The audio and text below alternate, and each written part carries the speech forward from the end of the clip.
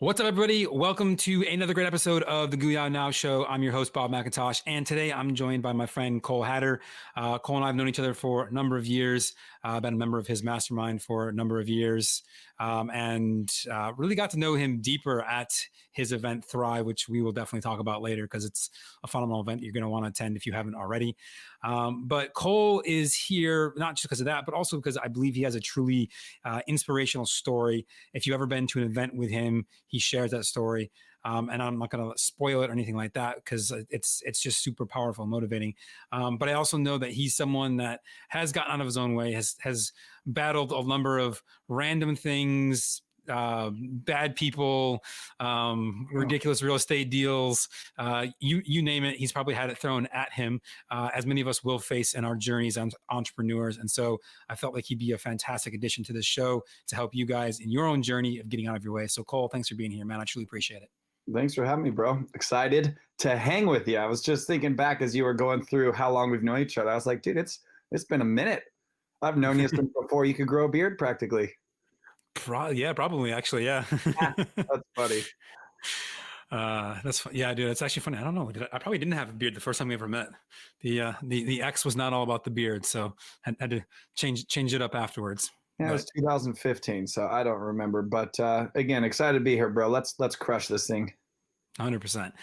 So obviously, just for anyone who doesn't know who you are, hasn't met you before, tell a little bit about your background, what you do now, and how you got to where you are. So I'm a husband, father. That's how I always started. Been, I'll say, successfully married because that's sadly the way that it works now in America. But successfully married for 11 years. And we have two precious little girls, an 8-year-old. Wow, that sounds crazy. Her birthday was 3 days ago. So I got to get used to saying that. I have an 8-year-old and a 4-year-old, two little girls. Let's not say 7. She'll come after you like, no, I'm 8 now. Oh, yeah, yeah. Well, even for like the last 6 months, if you said 7, she's like, no, 7.5. It's like, oh, sorry, 7.5.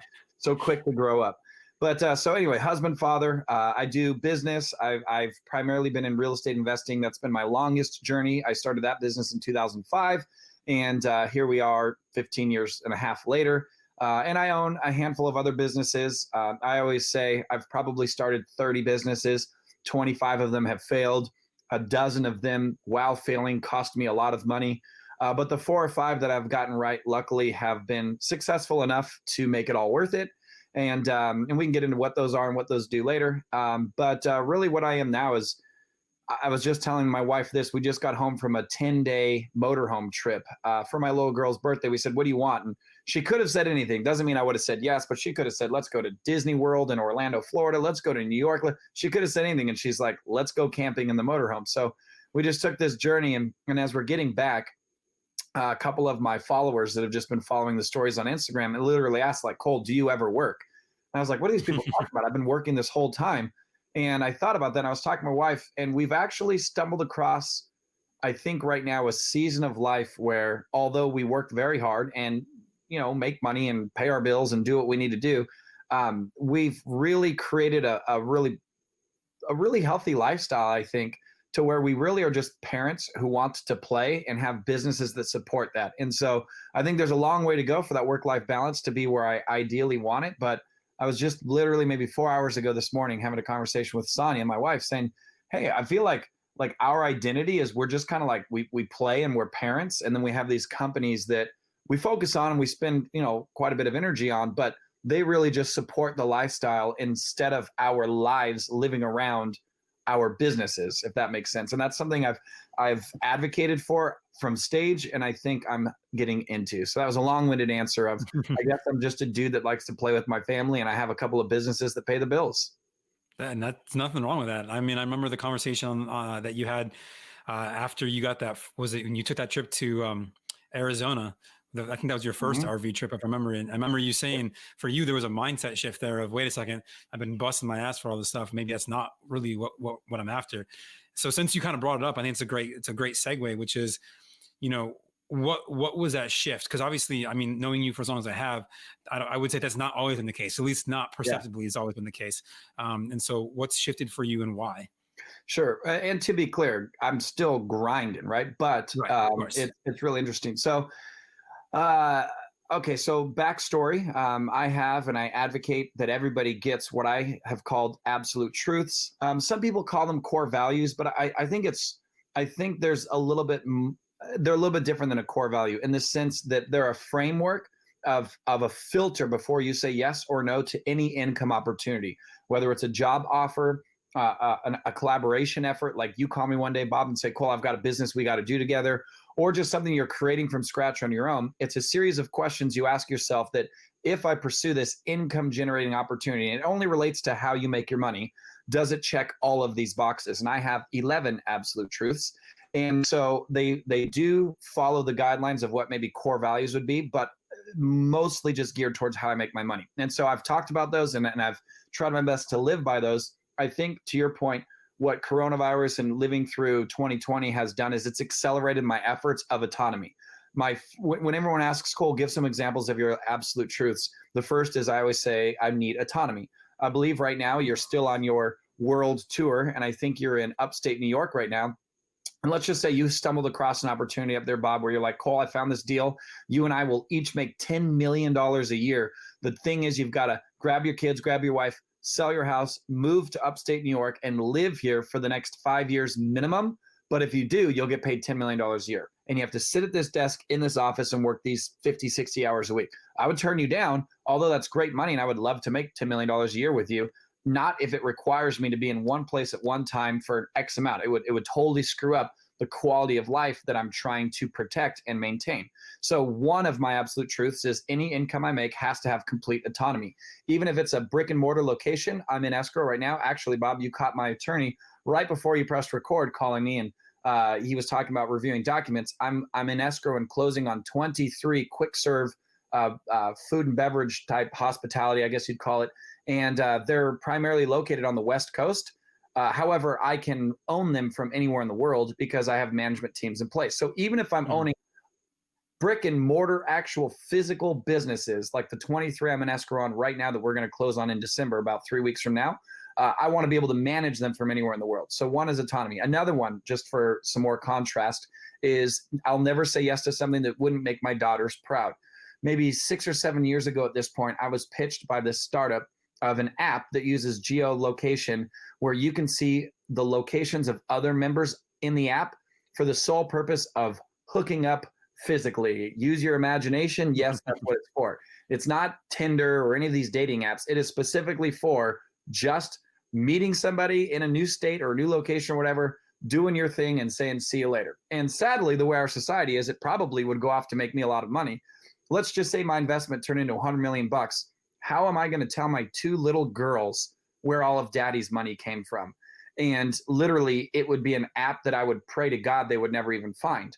So another one of my 11 absolute truths is anything I do to make money, I have to be able to explain it in complete transparencies to my daughter and have them be daughters and have them be proud of it. So there's 9 more similar to that. You know, another one real quick is it will never make me compromise my faith.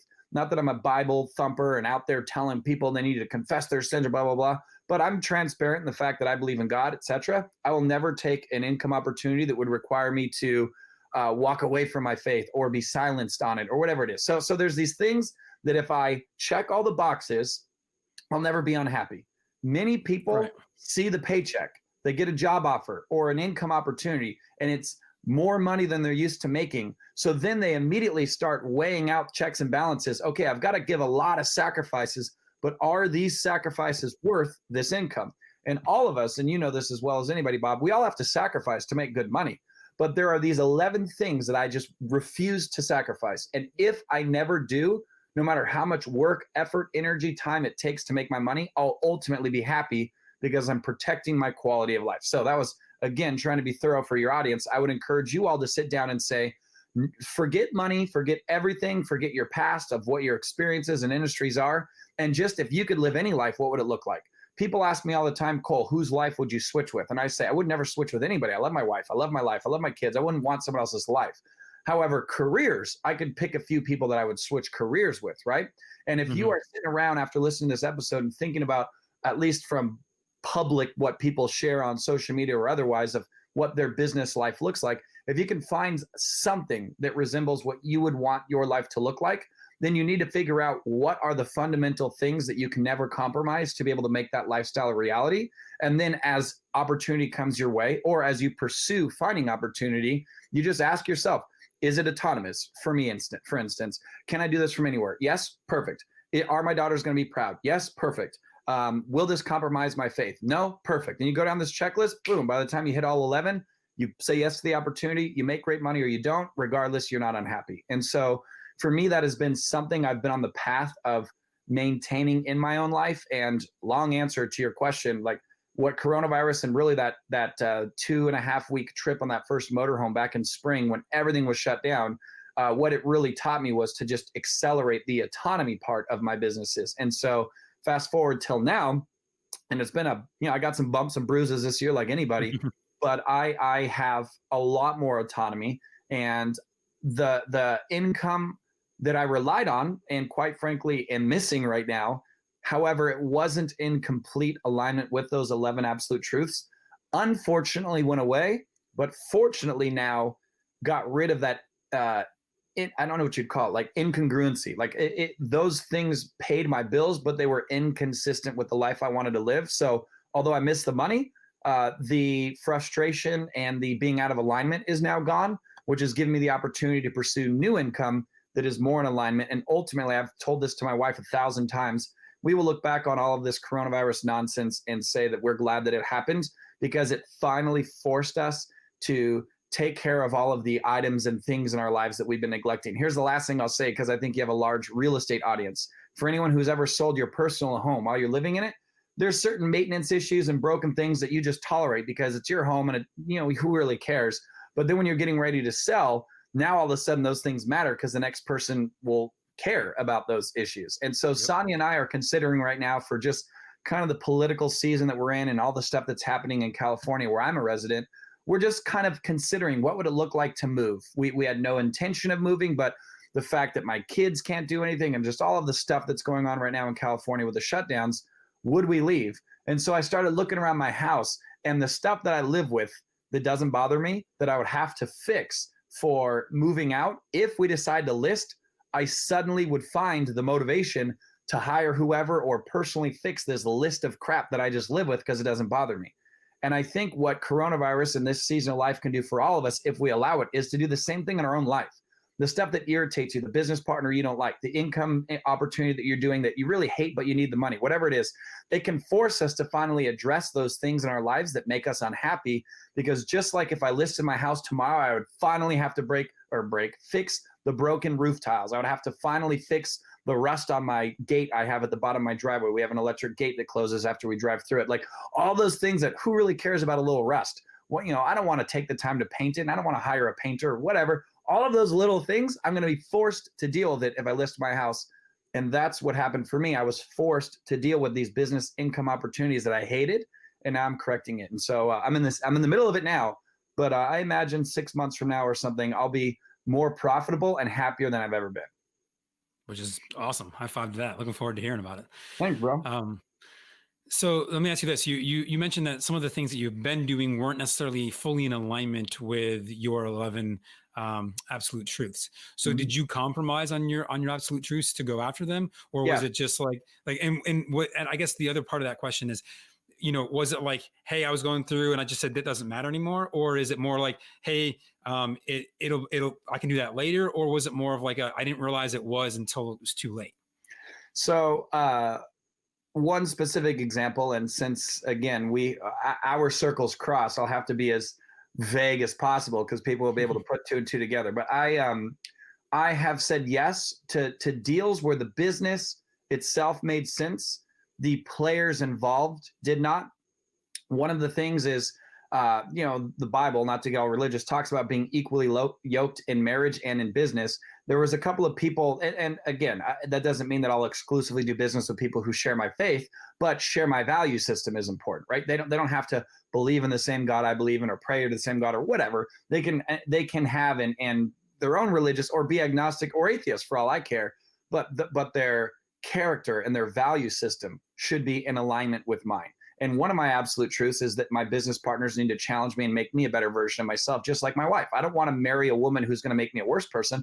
I want to marry a woman who holds me accountable, holds me up, and makes me a better man. I want business partners to be the same. And so there are a few things where the business itself checks the boxes, but the people involved, whether they be partners or collaborators or investors, whoever, some of the key players in these certain transactions were completely the exact opposite of who I should be doing business with. And I was like, yeah, I'll just insulate myself. I'll just try not to have to deal with them. I'll just focus on the business, which is good, and not so much the players involved. And that bit me in the ass big time. And so to your question, have I compromised on them? That's the first example that comes to my mind. I'm sure I could think of 30 others, but it's like, hey, you know what? The business is good. The people involved don't check all the boxes, but that's okay. The business is good.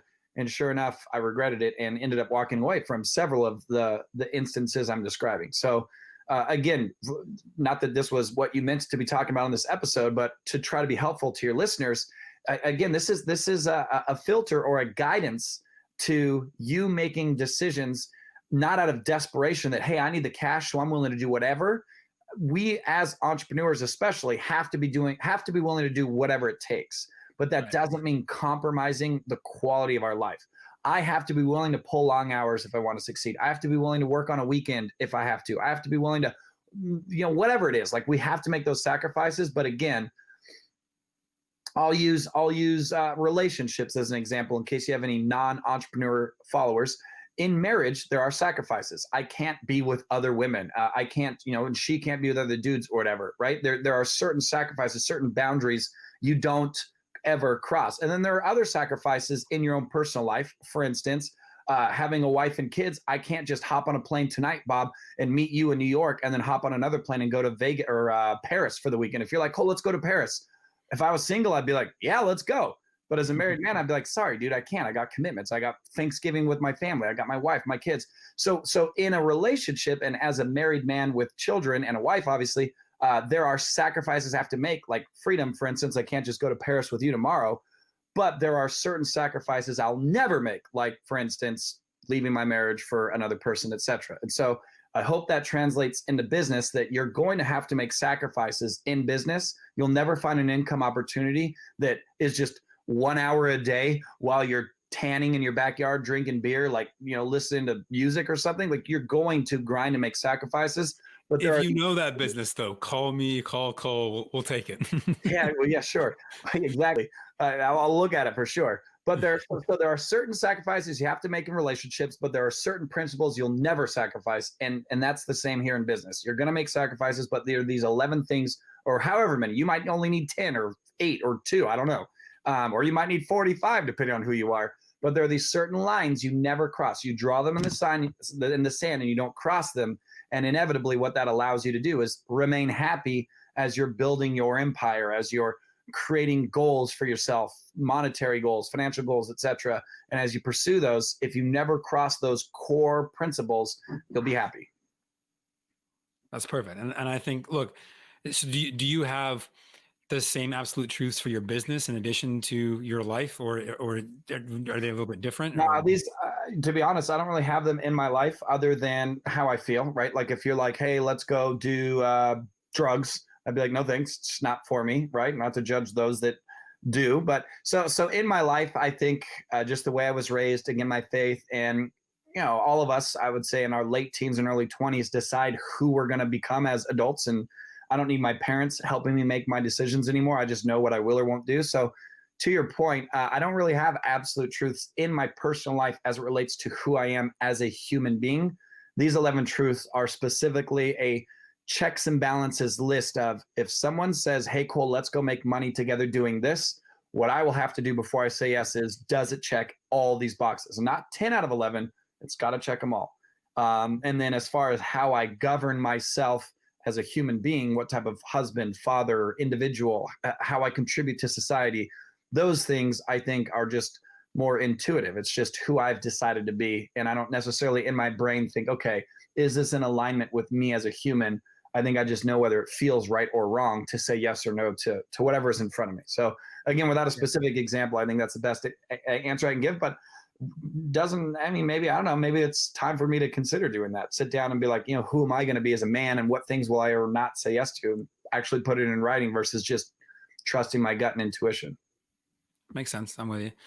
And so, when you're considering these things, do you ever find yourself facing, FOMO, the fear of missing out, because you've said, hey, it doesn't check one of these boxes, and if so, if you felt that like, oh shit, man, like I'm missing out on this, how have you handled that, or how have you reconciled that? Yeah, I think as you were answering that, I think it's just maturity. I think as I get older, I have less FOMO. There are opportunities I turned down that I freaking cried and bitched and complained about that I turned down. I was like, I would have had so much money. But Gary V, to give Gary a shout out, he for years has talked a lot about self-awareness. And here's another example. I always teach with illustrations. When Wolf of Wall Street first came out, which is funny now because Jordan Belfort's a friend of ours, and here he was, this character that Leonardo DiCaprio played.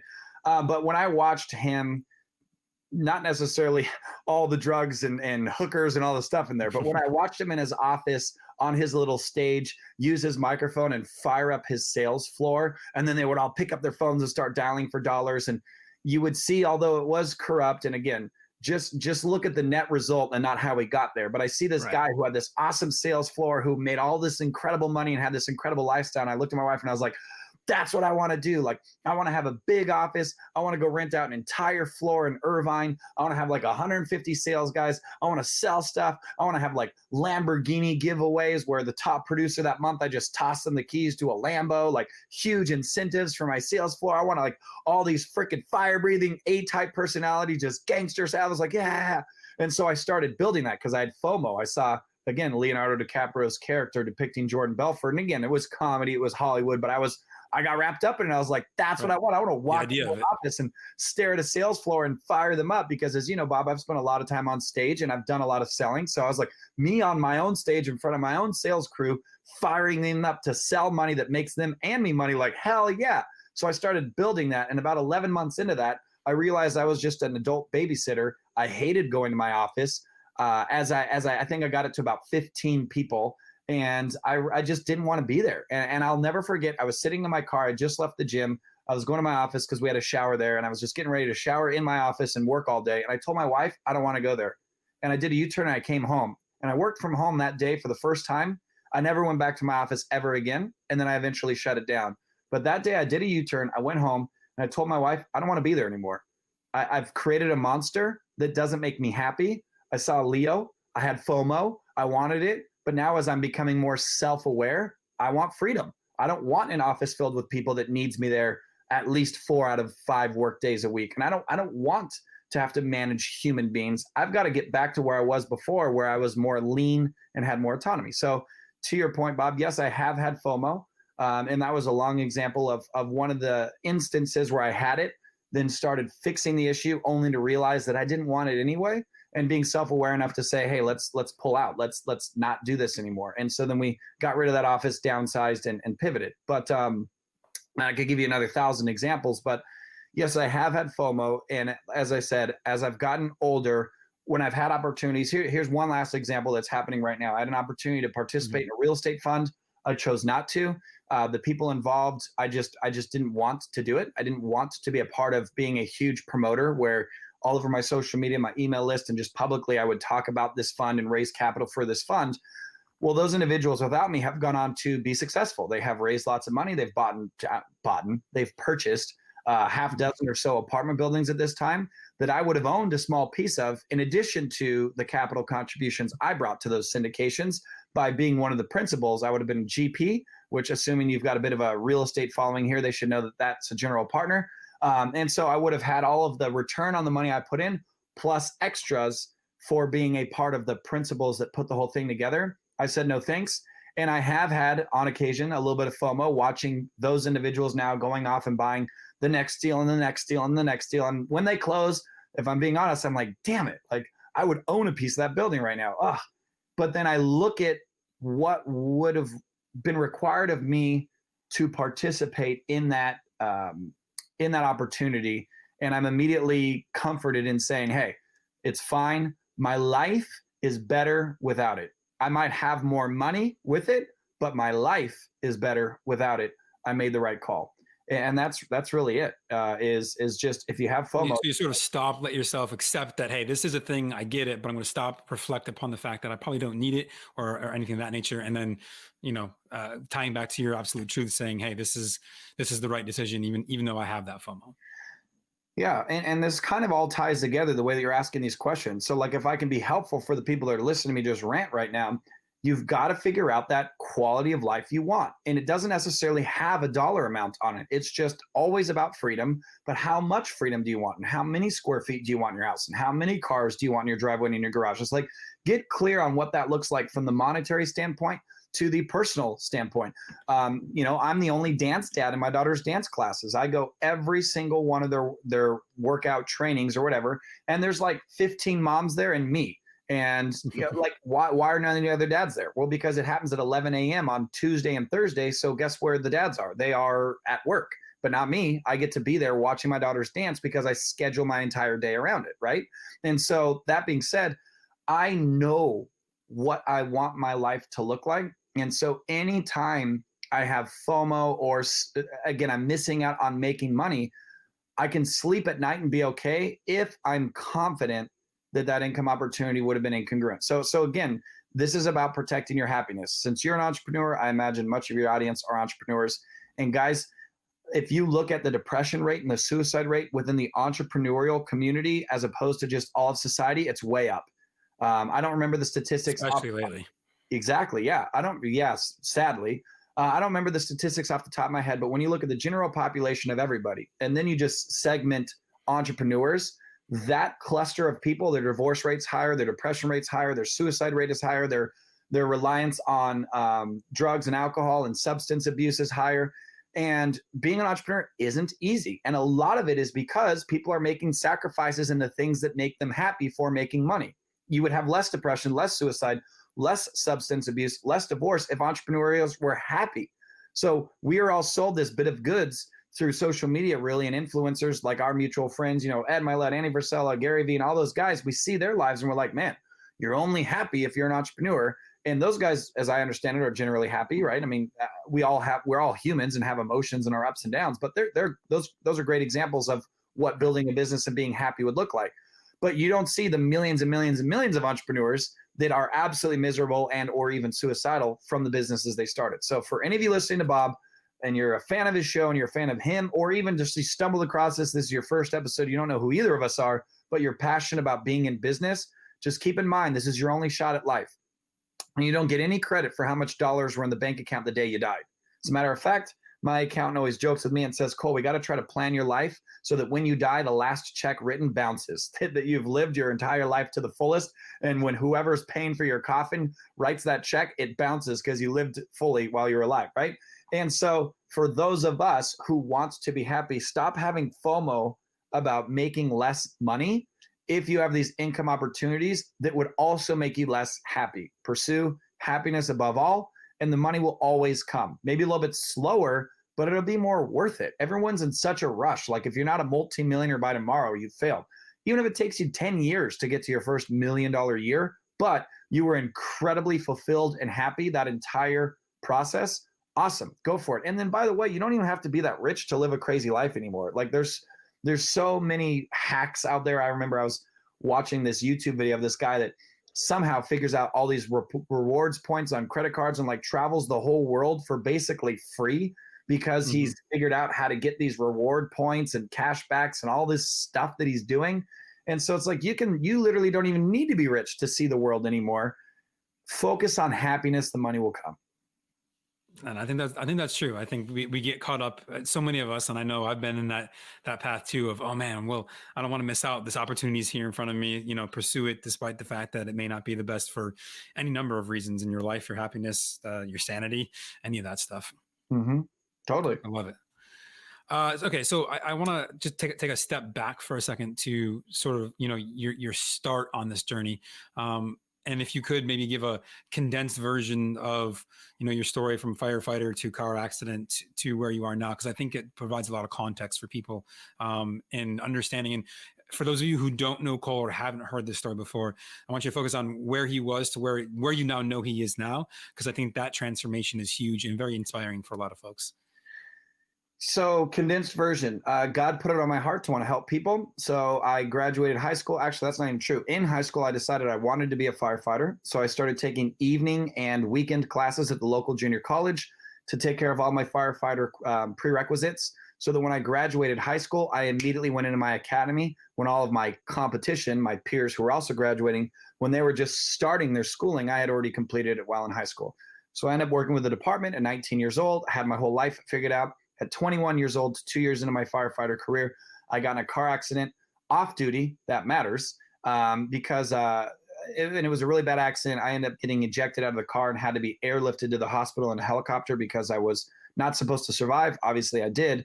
But my recovery, it took me about a year to be able to walk again without needing, a wheelchair or canes or crutches or whatever. To be fully physically 100%, it was about a year-long journey. And immediately after the accident, we didn't know what my future would look like.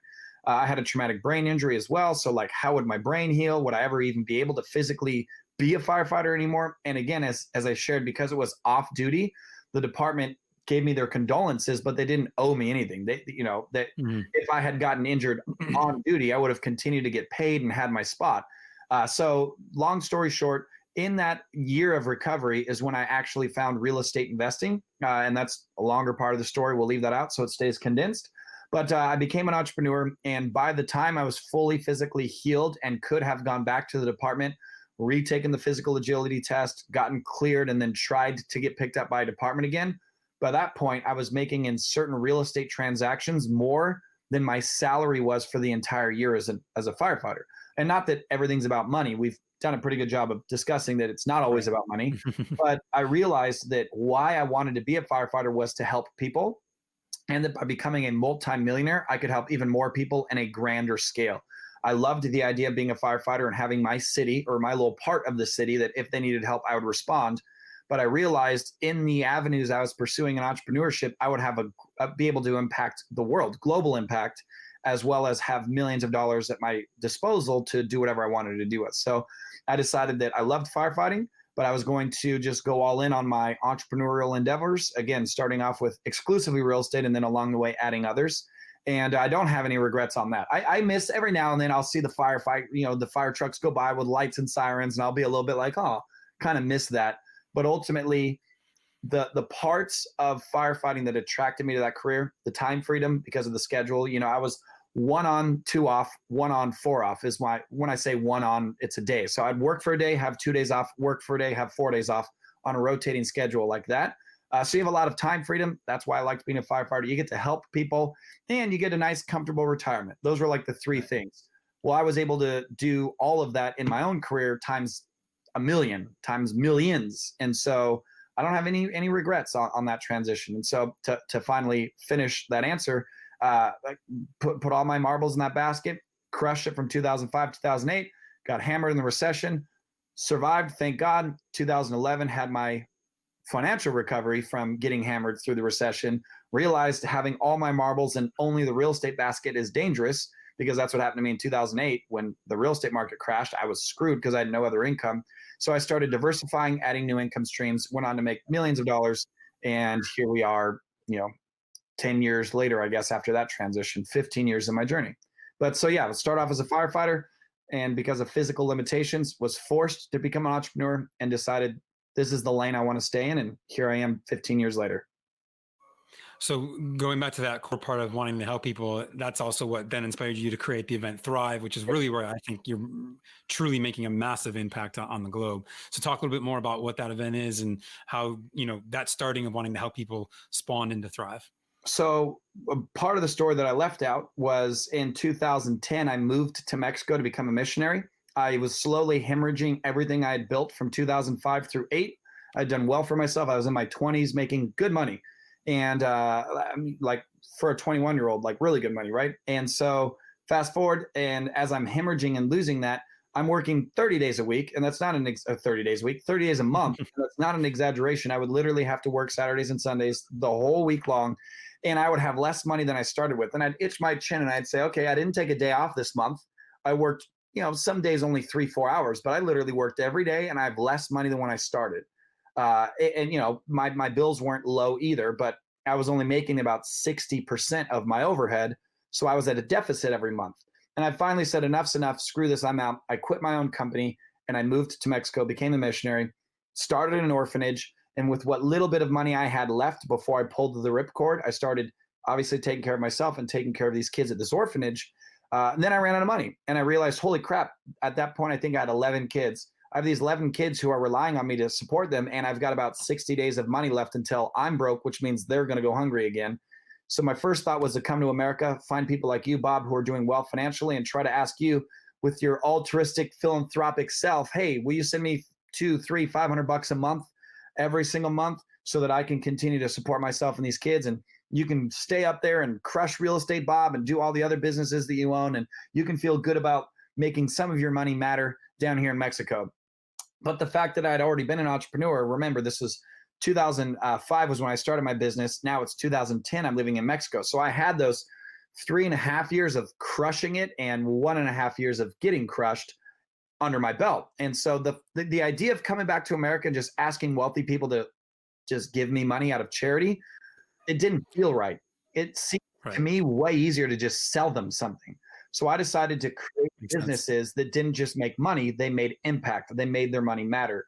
And right about that time was when Tom's shoes started blowing up and they were getting all their publicity because Blake Mikowski, the founder of Tom's, had created this 1-for-1 model where for every pair of shoes he sold, he gave a pair away. And I was like, that's the type of companies I want to run. So I moved back to America in 2011 and I started what I call for-purpose businesses where they don't just make money, they make an impact. I got the idea in Mexico, living there, taking care of these orphans, and it started working really well. Like I said, fast forward, I made a lot of money and I started telling people how I was doing it. Like, hey guys, when I make all this money, I'm helping these kids or I'm helping this nonprofit or whatever. And enough people were curious and interested in it that I decided, screw it. I'm going to do a one-off, one-time, one-weekend event in 2015. I'm going to ask everybody I admire to come and speak. And we had incredible speakers that first year at Thrive. We had Gary Vaynerchuk. We had Robert Herjavec from Shark Tank, all kinds of people, Lewis Howes, mutual friends of ours. And we had this all-star lineup of speakers, which was incredible. And we threw this 3-day event. And my wife and I decided to do it to just teach people how to run their businesses where they don't just make money, they make impact. By Sunday, we had a result that we didn't anticipate. Not only was it a great event and people really enjoyed it, but we had people, mutual friends of ours, Bob, we won't share their name because of, this being a very public podcast. But I think you remember this one gentleman sharing this at one of our previous meetups, that he drove out to Vegas that year suicidal, that his wife had just left him. He was in a really bad spot and he had decided enough's enough. I'm done. And for whatever reason, decided one last trip to Vegas before he called it quits. And something about Thrive inspired him and gave him a reason to live again. And he decided not to end his life. And fast forward today, he's still a part of our mastermind, right? He's a good friend of ours. And he was one of, I think, 11 different letters we got of people who were either severely depressed or even suicidal, or in his case, had already decided to end their life, but somehow ended up at this event that because of that experience decided to live. Now, those are the extreme cases. We had a lot of other people that said how much it impacted them in a positive way and how it reinvigorated them and inspired them, et cetera. My wife and I were like, holy crap.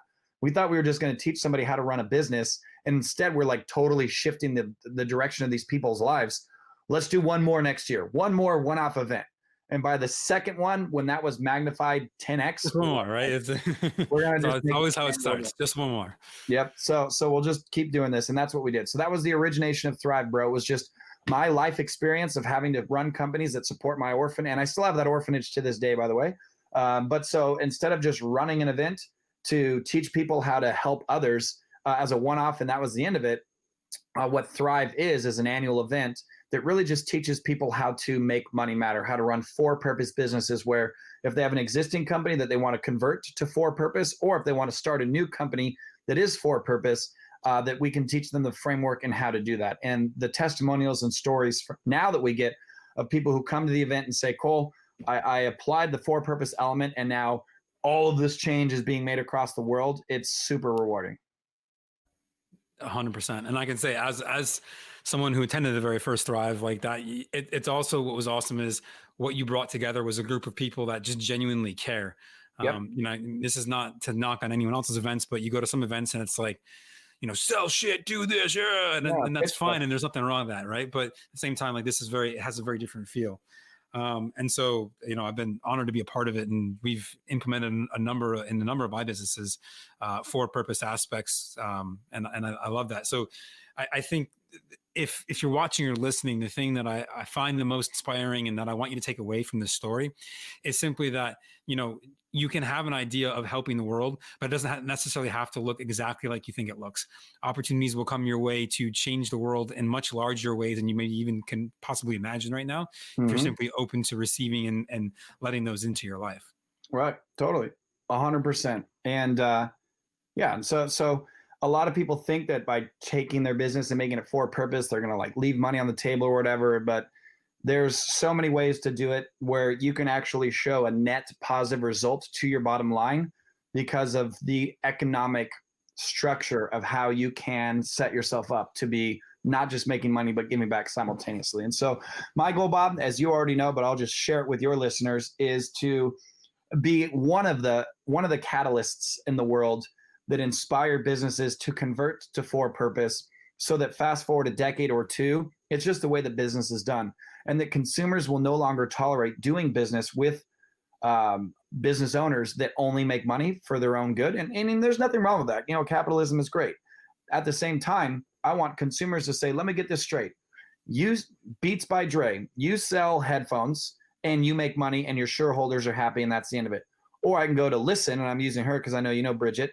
I can go to Listen LSTN headphones where the quality is comparable, the look, style, all that's comparable. But now when I buy a pair of Listen headphones, Bridget, the founder, contributes enough to the Starkey Hearing Foundation that a child who is deaf can now get the, what are they called? The hearing aids that they need to now hear. So do I want to buy a Beats by Dre where shareholders are happy? Or do I want to buy Listen headphones where a child somewhere can now hear for the first time in their life?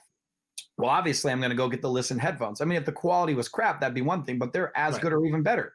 And so what I want is there to be enough for-purpose players in the business arena that us, the consumers, have a for-purpose option in basically any product or service on the planet. Like even car dealerships, for every car we sell, we give 20 meals to an orphanage, whatever it is. Like literally that there is an option for a for-purpose business in anything you need in life, so that then all of the consumers migrate to doing business with those operators.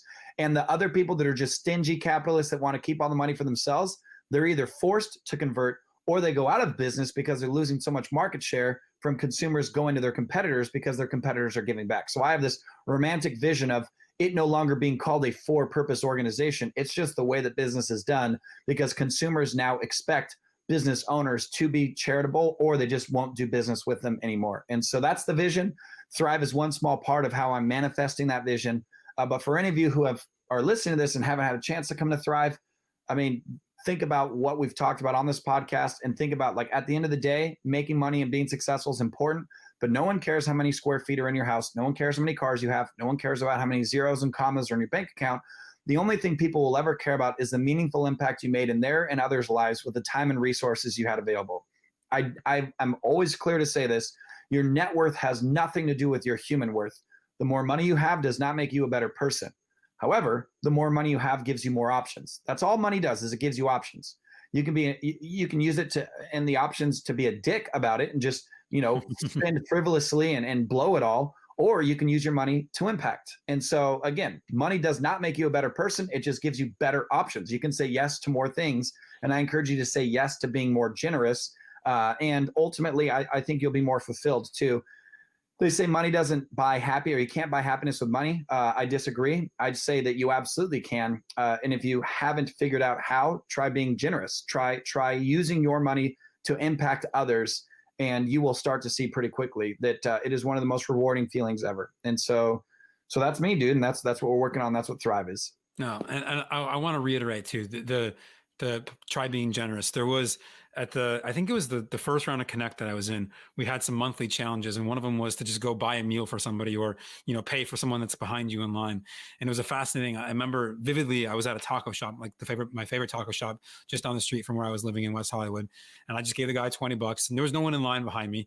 And I'm sitting there eating, and I said, don't like, if anybody asks, don't tell them it was me. They don't need to know it was me. It doesn't matter. You can do that. And it just, I guess fate aligned it that a dad walked in with his 3 kids, and my $20 paid for a good chunk of their meal. And just watching his face just be completely shocked. And his kids, and like, he already knew he was coming there to spend the money. So he ended up actually getting his kids some horchatas and a bunch of other things that he wouldn't have gotten otherwise, and watching their faces light up that they got to get something extra that they weren't planning on getting.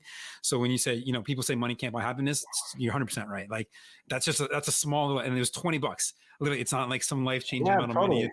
It's $20, and to watch that happen. So I 100% agree. Yep.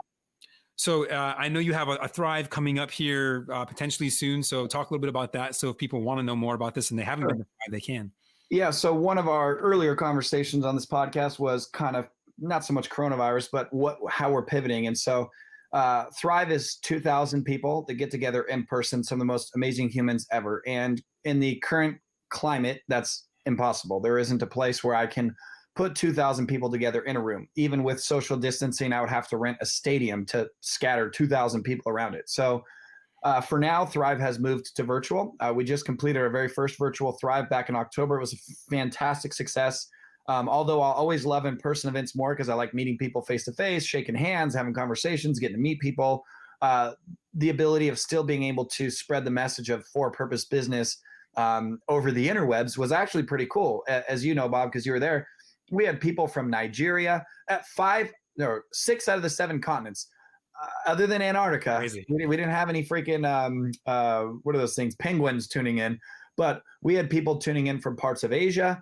As you know, we had people from all over Europe, like all over Europe.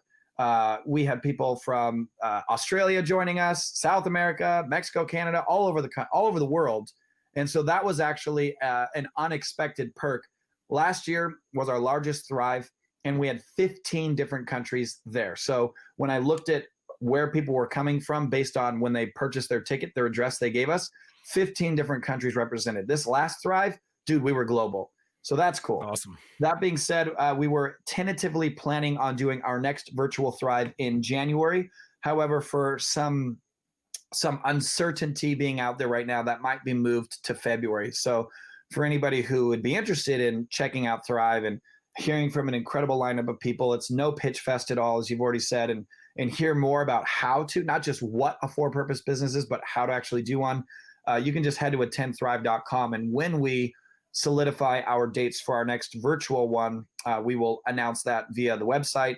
And then ultimately, we will be doing our live in-person event as soon as we legally can, because our last in-person Thrive was scheduled for May 1st, 2nd, and 3rd. And as we all know, May 1st, 2nd, and 3rd was the depths of like the lockdown in the most stringent quarantined fashion. I remember because it was my birthday. I was so excited. I was like, yes, Thrive, Vegas, birthday, and then Corona. Yeah. So for now, physically cannot do it in person. So we'll just hang on and wait for whoever to give us permission. So keep your eyes on that website for our next virtual dates to be announced. And if you're on the fence, whatever, go check it out. Send me a message if you want to. I will attest to it as having been to literally every single one of them. Literally. Yeah, dude. You're one of the OGs. There's a few dozen of you out there that have never missed a Thrive ever, and also you've been in the mastermind all 5 years too. So it's cool. Just it feeds my soul. So why not? Good. But yeah. So sorry, I was just reminiscing about, and it's been that long.